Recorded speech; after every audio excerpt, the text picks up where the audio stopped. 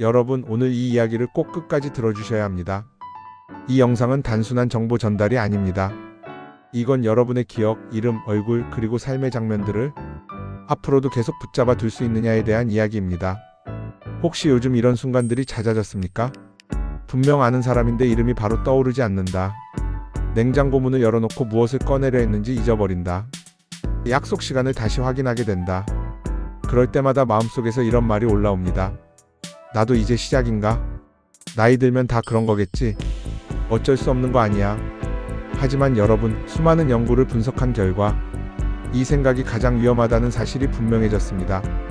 치매는 어느 날 갑자기 시작되지 않습니다. 번개처럼 찾아오지 않습니다.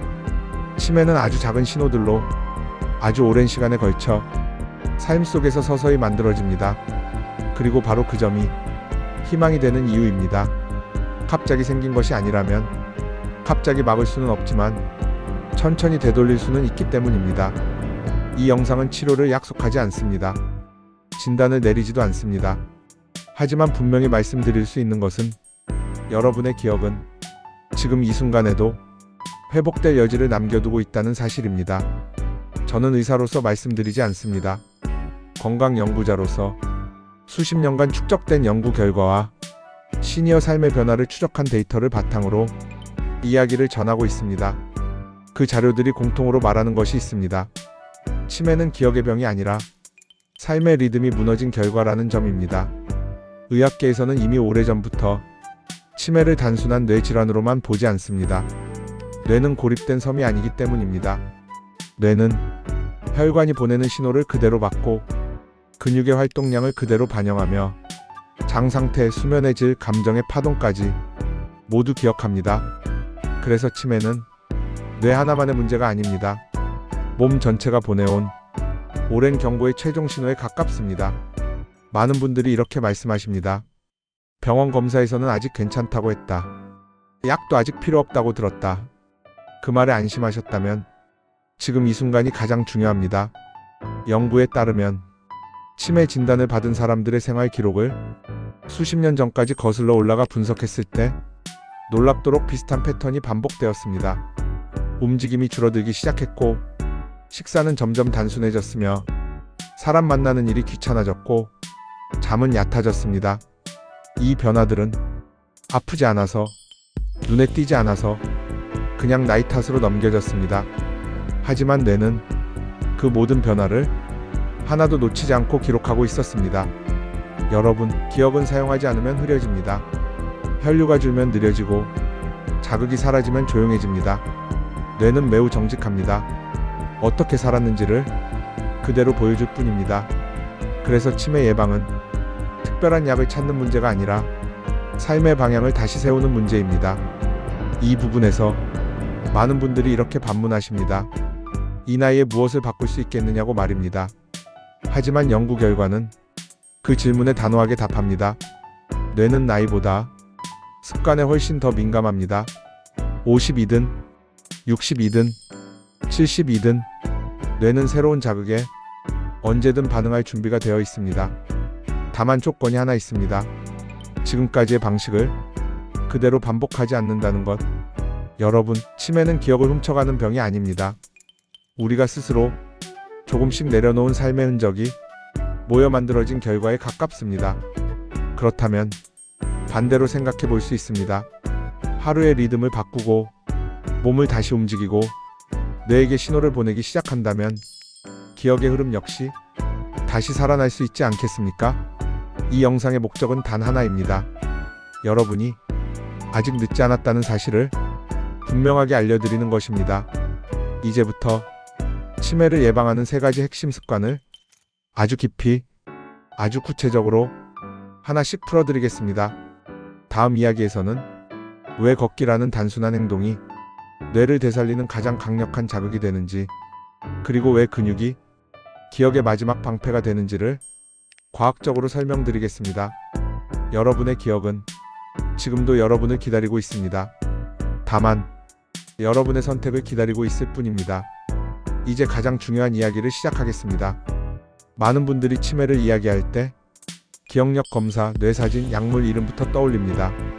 하지만 연구 현장에서는 전혀 다른 질문을 먼저 던집니다. 이 사람이 얼마나 움직이며 살아왔는가? 의학계에서는 이미 이렇게 보고하고 있습니다. 뇌 건강을 결정짓는 가장 강력한 생활 신호는 운동이 아니라 일상적인 움직임의 총량이라고 말입니다. 여기서 말하는 움직임은 헬스장에 가는 운동이 아닙니다.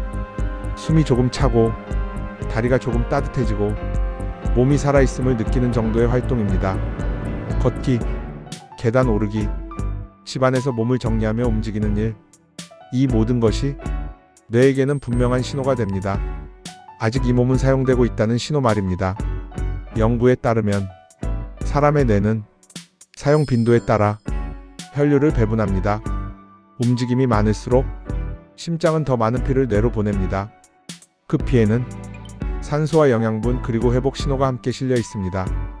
반대로 움직임이 줄어들면 뇌는 가장 먼저 절약 모드로 들어갑니다.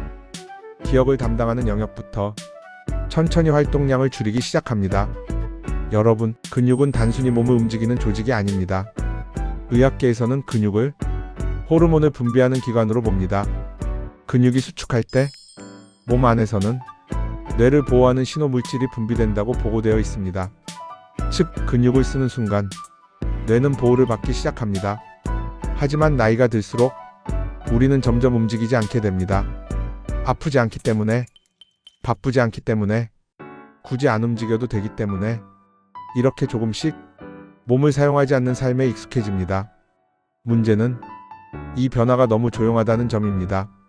아프지 않고 눈에 띄지 않고 검사 수치에도 잘 드러나지 않습니다. 하지만 뇌는 그 조용한 변화를 하루도 빠짐없이 기록합니다. 연구에 따르면 하루 대부분을 앉아서 보내는 생활이 수년간 지속될 경우 뇌의 특정 영역에서 혈류 감소와 구조적 변화가 관찰되었습니다. 이 변화는 어느 날 갑자기 기억이 사라지는 형태로 우리 앞에 나타나게 됩니다. 여러분, 치매 예방의 출발점은 대단한 결심이 아닙니다. 하루 30분 연속으로 걷지 않아도 괜찮습니다. 10분씩 나누어도 괜찮습니다. 중요한 것은 매일 뇌에게 신호를 보내는 것입니다. 나는 아직 움직인다. 나는 아직 사용되고 있다. 나는 아직 살아있다. 이 신호를 몸을 통해 뇌에게 전달하는 것입니다. 걷는 동안 생각이 흐트러져도 괜찮습니다.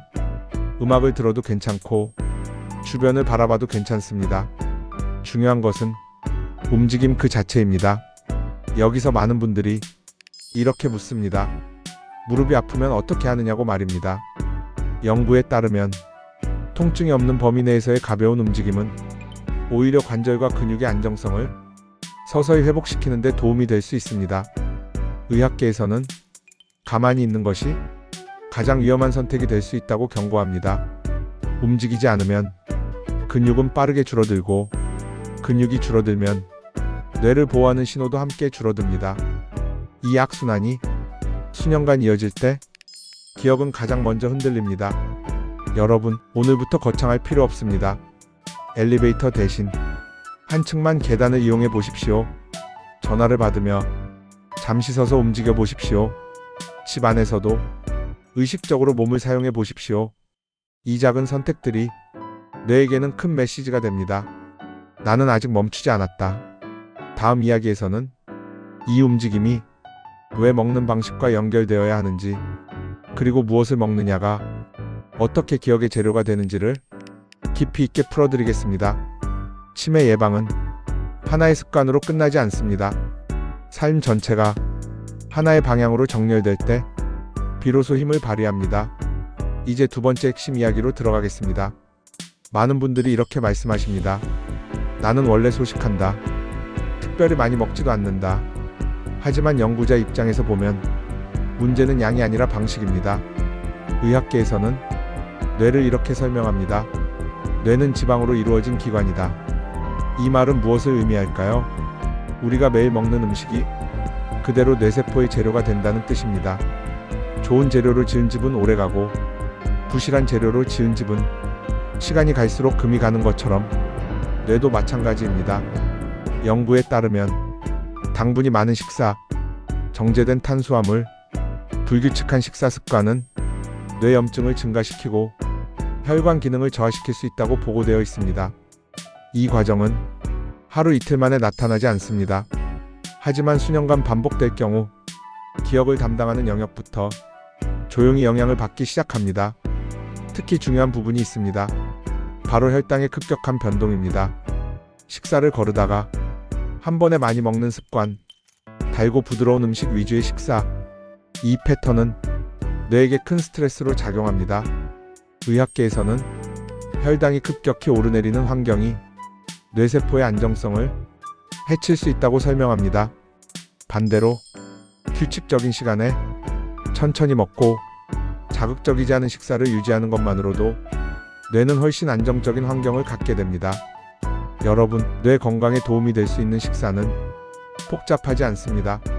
채소, 생선, 견과류, 적절한 단백질, 이 네 가지를 매일 완벽하게 지킬 필요는 없습니다. 다만 방향을 바꾸는 것이 중요합니다. 오늘은 채소를 조금 더, 내일은 생선을 한 번 더. 이 작은 선택들이 뇌에게는 분명한 보호 신호가 됩니다. 여기서 한 가지, 많은 분들이 놓치는 부분이 있습니다. 바로 장입니다. 연구에 따르면 장은 제2의 뇌라고 불릴 만큼 뇌와 밀접하게 연결되어 있습니다. 장 상태가 나빠지면 뇌에도 염증 신호가 전달될 수 있고, 이 신호가 반복될 경우 인지 기능에도 영향을 줄 수 있다는 보고가 있습니다. 즉, 속이 편안한 식사가 곧 기억을 지키는 식사입니다. 너무 자극적인 음식, 늦은 시간의 과식, 불규칙한 식사 시간, 이 모든 것이 뇌를 피곤하게 만드는 요인이 될 수 있습니다. 여러분, 완벽한 식단을 만들려고 애쓰지 마십시오. 대신 하루에 한 끼라도 뇌를 생각하는 식사를 선택하십시오.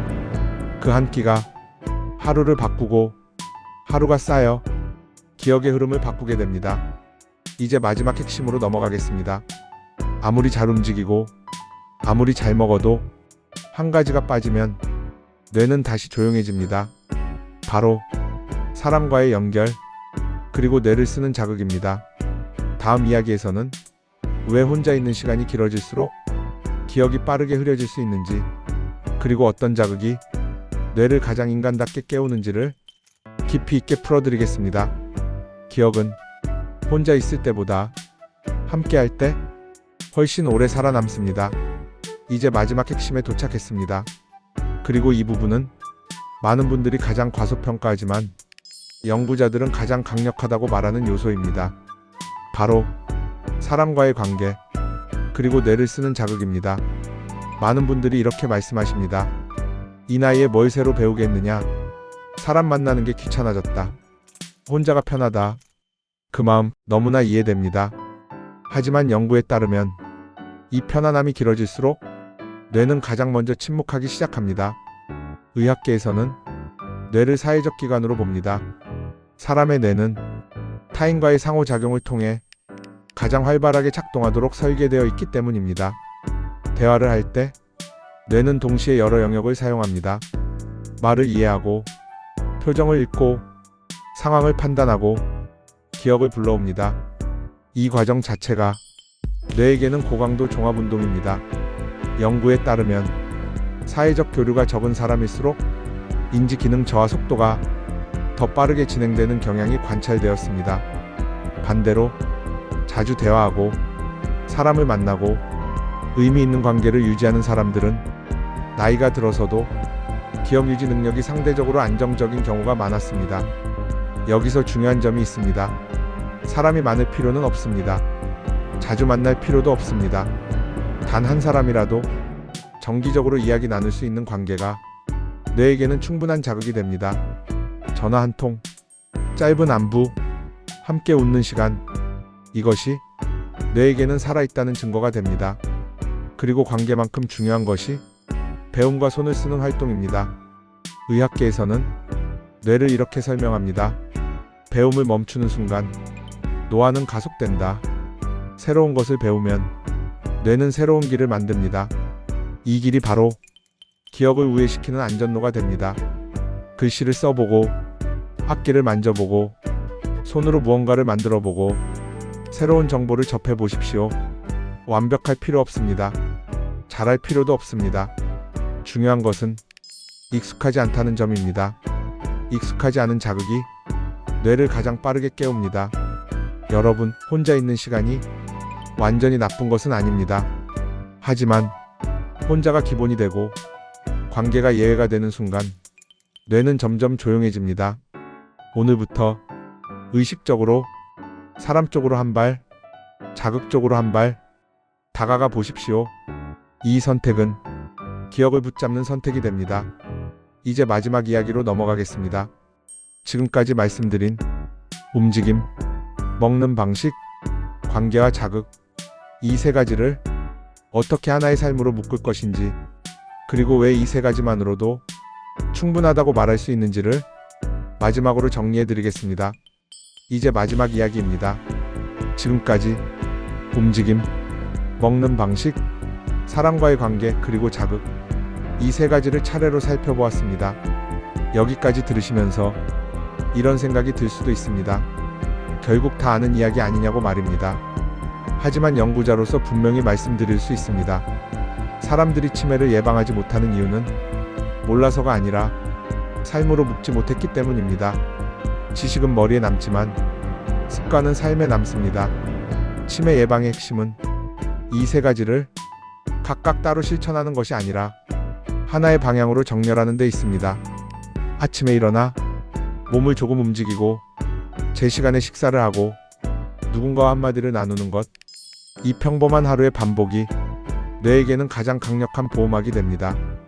의학계에서는 이런 생활 패턴을 인지 예비력이라고 설명합니다.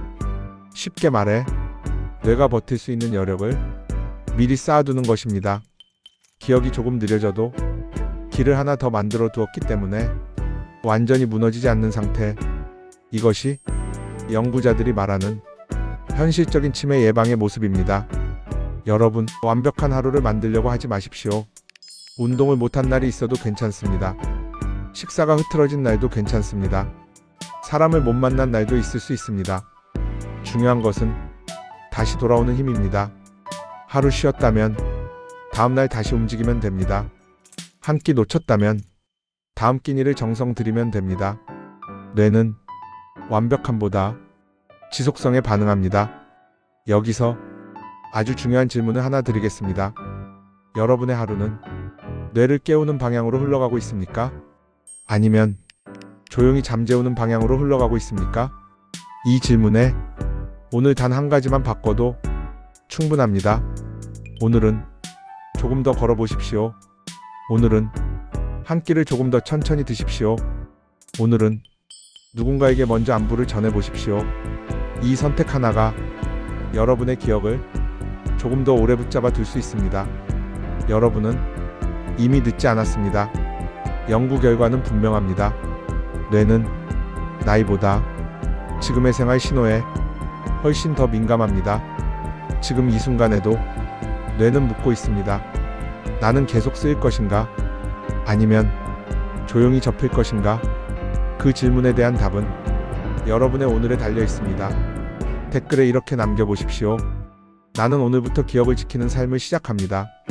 이 문장은 다짐이자 선언입니다. 이 영상이 여러분의 삶을 완전히 바꾸지 않을 수도 있습니다. 하지만 분명히 말씀드릴 수 있습니다. 이 영상은 여러분의 방향을 되돌리는 시작점이 될 수 있습니다. 구독과 좋아요는 이런 과학적 이야기가 더 많은 시니어에게 전달될 수 있는 힘이 됩니다. 여러분의 기억은 아직 여러분 곁에 있습니다. 다만 여러분의 손길을 기다리고 있을 뿐입니다. 오늘부터 하루를 뇌가 좋아하는 방향으로 조금만 바꿔보십시오. 그 작은 변화가 쌓여 여러분의 이름, 여러분의 얼굴, 여러분의 삶을 오래도록 지켜줄 것입니다. 여러분은 충분히 회복될 수 있습니다.